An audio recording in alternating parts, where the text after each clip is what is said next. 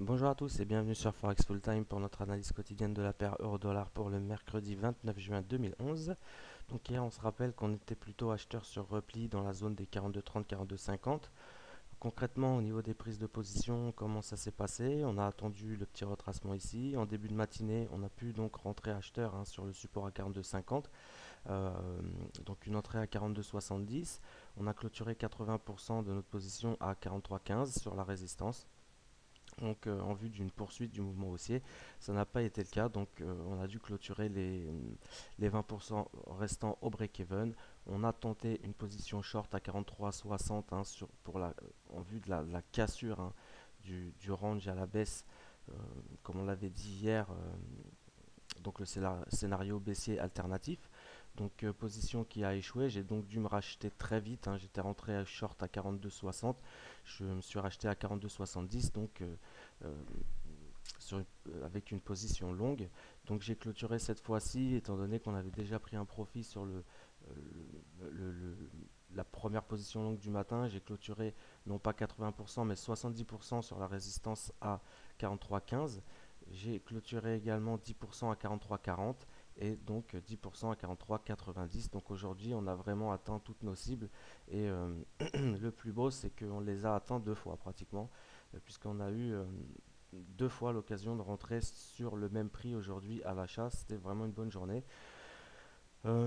Aujourd'hui, concrètement, enfin pour aujourd'hui, vu qu'il est minuit et quart, il y a un prix qui va être très important à surveiller. C'est donc les plus hauts d'hier soir et d'aujourd'hui, le haut du range, qui se situe vers 43,30. 43,30, on rappelle que c'est un prix très très important puisque ça fait 2 mois qu'on en parle sans cesse dans nos analyses avec beaucoup de points de contact, ici, ici, ici, ici, encore ici, ici, ici, encore une fois ici.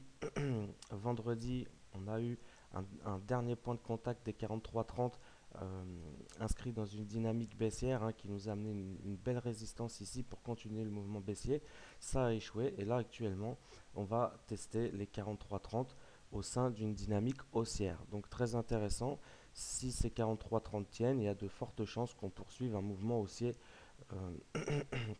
avec un momentum enfin un mouvement haussier assez dynamique.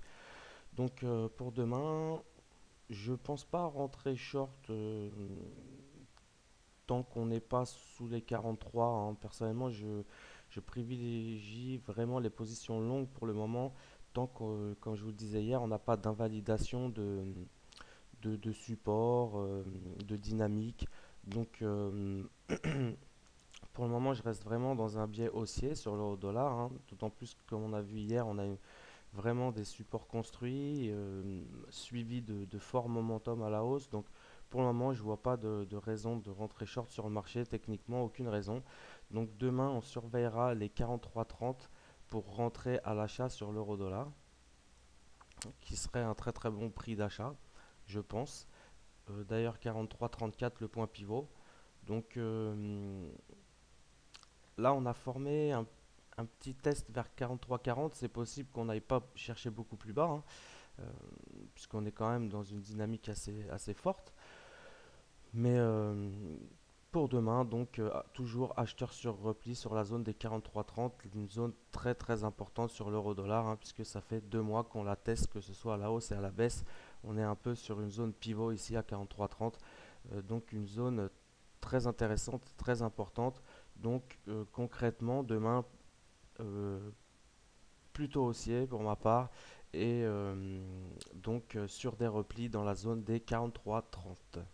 Voilà, donc je vous souhaite une bonne soirée et à demain sur Forex Full Time.